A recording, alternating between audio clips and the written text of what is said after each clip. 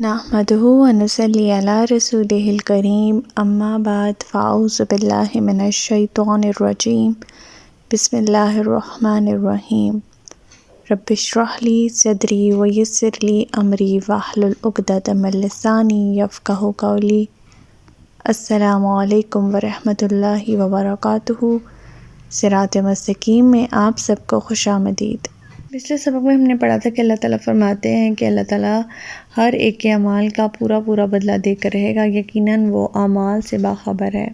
फिर अल्लाह ताला फरमाते हैं नबी पाक सल्लल्लाहु अलैहि वसल्लम से मुखातिब होते हुए कि आप साबित कदम रहिए जैसा कि आपको हुक्म दिया गया है, और आपके वो साथी भी जिन्होंने आपके साथ ईमान की तरफ रुजू किया, और सरताबी ना करना क्योंकि जो कुछ तुम कर रहे हो अल्लाह इसे देख रहा है।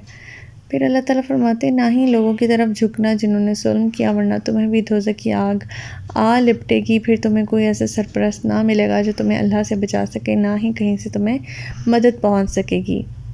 फिर अल्लाह ताला फरमाते हैं कि आप रात और आप दिन के दोनों तरफ़ों के औकात में उच्च रात गए नमाज कायम करें, बिलाशुबा नेकियां बुराइयों को दूर कर देती हैं। ये एक याद दहानी है इन लोगों के लिए जो अल्लाह को याद करते रहते हैं। फिर अल्लाह ताला फरमाते हैं कि और सब्र कीजिए, अल्लाह ताला यकीनन नेकी करने वालों का अजर ज़ाया नहीं करता। हमारा आज का सबक आयत नंबर 116 से लेकर आयत नंबर 120 तक है, तो आज का सबक शुरू करते हैं। बिस्मिल्लाहिर्रहमानिर्रहीम। फ़लौला काना मिनल कुरूनि मिन क़ब्लिकुम उलू बक़िय्यतिन यन्हौना अनिल फ़सादि फ़िल अर्दि इल्ला क़लीलन मिम्मन अंजयना मिनहुम वत्तबअल्लज़ीना ज़लमू मा उत्रिफू फ़ीही व कानू मुजरिमीन। जो कौमें तुमसे पहले गुजर चुकी हैं, इनमें से जिन्हें हमने बचा लिया था, इनमें से अहले खैर क्यों पैदा न हुए जो दूसरों को ज़मीन में फ़साद करने से रोकते। अगर कुछ ऐसे थे भी तो वो थोड़े ही थे, और जो ज़ालिम थे वो ऐशो इशरत के पीछे लगे रहे जो इन्हें मुहैया थी, और वो मुजरिम बन कर ही रहे। अल्लाह ताला फरमा रहे हैं कि कौमों के अरूज या ज़वाल या किसी कौम पर अल्लाह ताला के गिरफ्त का ज़ाब्ता बयान करें। यहाँ अल्लाह ताला होता ही है कि जब कभी कोई नबी मबूस होता है और लोगों को ईमान लाने और भले कामों की दावत देता है, तो हक़ और बातिल का एक मार्का सरगर्म हो जाता है, जिसके नतीजे में अल्लाह मुजरिमों को हलाक कर देता है, अहले ईमान को बचा लेता है। फिर इनके बच्चे हुए अहले ईमान की औलाद में से फिर बुराइयां जन्म लेने लगती हैं, और अगर इस बुराई का पूरी कुव्वत से सर तोड़ दिया जाए तो माशा अज़ाब से बचा रहता है, लेकिन अगर गफलत की जाए तो बुराई आम हो जाती है और फिर अज़ाब आता है। अल्लाह ताला फरमाएंगे ऐसे लोग इतने कम क्यों होते हैं जो हक़ के लिए आवाज़ उठाते हैं। आयत 117 वमा काना रब्बुका लियुहलिकल क़ुरा बिज़ुल्मिन व अहलुहा मुस्लिहून। और आपके परवरदिगार के शायान नहीं कि वह बस्तियों को नाहक तबाह करे, हालांकि वहाँ के बशिंदे इस्लाह करने वाले हों। ऐसी सूरत में कभी अज़ाब नहीं आता कि इस कौम में अहले खैर मौजूद हों और वो इस्लाह की कोशिशों में भी लगे हुए हैं, ख्वाह वो थोड़े ही क्यों ना हो। ऐसे लोगों की वजह से मुजरिम भी अल्लाह के हिसाब से महफूज रहते हैं। अज़ाब तो सिर्फ इस वक्त आता है जब सर बुराइयां फैल जाएं, क्योंकि अल्लाह को ख्वाह लोगों को अज़ाब देने का कोई शौक़ नहीं।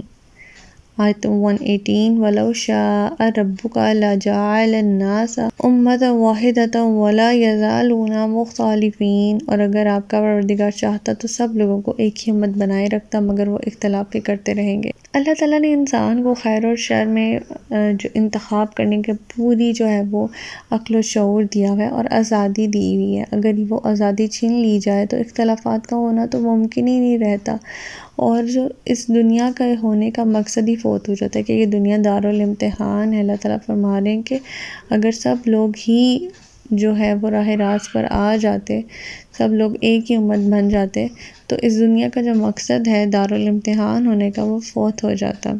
इसलिए इंसान के इरादा और इख्तियार में सब खैर और शर दोनों रख दिया। अब इंसान के ऊपर है कि वो खैर को तलाश करता है कि शर में मुलव्वस होकर अपने गुनाहों का वबाल अपने साथ लिए इस दुनिया से रुखसत हो जाता है। आयत 119 इल्ला मन रहिमा रब्बक वलिज़ालिका खलक़हुम वतम्मत कलिमातु रब्बिका लअमलअन्ना जहन्नम मिनल जिन्नति वन्नासि अजमाइन। बजिस इन लोगों के जिन पर आपका परवरदिगार रहम कर दे, अल्लाह ने तो इन्हें पैदा ही इसलिए किया है कि वो इख्तलाफ करते रहे, और आपके परवरदिगार की ये बात पूरी हो गई कि मैं दोज़ख को जिन्नों और इंसानों सब से भर दूंगा। آیت نمبر 120 وَكُلًّا نَقُصُّ عَلَيْكَ مِنْ أَنْبَاءِ الرُّسُلِ مَا نُثَبِّتُ بِهِ فُؤَادَكَ وَجَاءَكَ فِي هَٰذِهِ الْحَقُّ وَمَوْعِظَةٌ وَذِكْرَىٰ لِلْمُؤْمِنِينَ۔ اور ہم رسولوں کے حالات یہ کہ خبر آپ سے اس لیے بیان کرتے ہیں کہ اس کے ذریعے آپ کے دل کو مضبوط کرتے ہیں، اور ان خبروں کے ذریعے آپ تک حق بات پہنچی اور اہل ایمان کے لیے نصیحت اور یاد دہانی بھی ہو گئی۔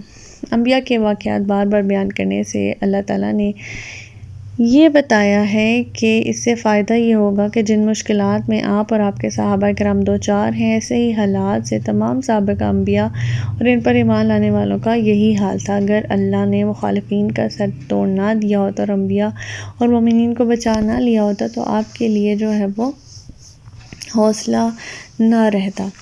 اب جب واقعات سے پتہ لگا کہ اللہ تعالیٰ نے انبیاء اور مومنوں کو بچا لیا، اب انبیاء اور مومنین کامیاب ہو گئے، لہٰذا آپ صبر کیجئے، ایمان والے صبر کریں، آپ کے صحابہ کرام صبر کریں۔ ان لوگوں کے حالات میں آپ سب کے لیے بہت سے اسباق موجود ہیں، یعنی اللہ نے نافرمانوں کا بالآخر کیا انجام کیا اور فرمانبرداروں کا کیا انجام ہوا، اور نہ صرف ان کے لیے بلکہ ہمارے لیے بھی عبرتناک جو ہیں وہ اسباق موجود ہیں ان اقوام سے کہ کس طرح سے انہوں نے اللہ تعالیٰ کی مخالفت کی تو اللہ تعالیٰ نے ان کا نام و نشان بھی اس دنیا سے مٹا دیا۔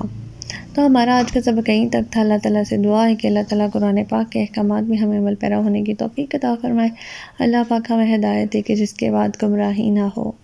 ربنا لا تزغ قلوبنا بعد إذ هديتنا وهب لنا من لدنك رحمة إنك أنت الوهاب سبحانك اللهم وبحمدك نشهد أن لا إله إلا أنت أستغفرك وأتوب إليك۔ السلام علیکم ورحمۃ اللہ وبرکاتہ۔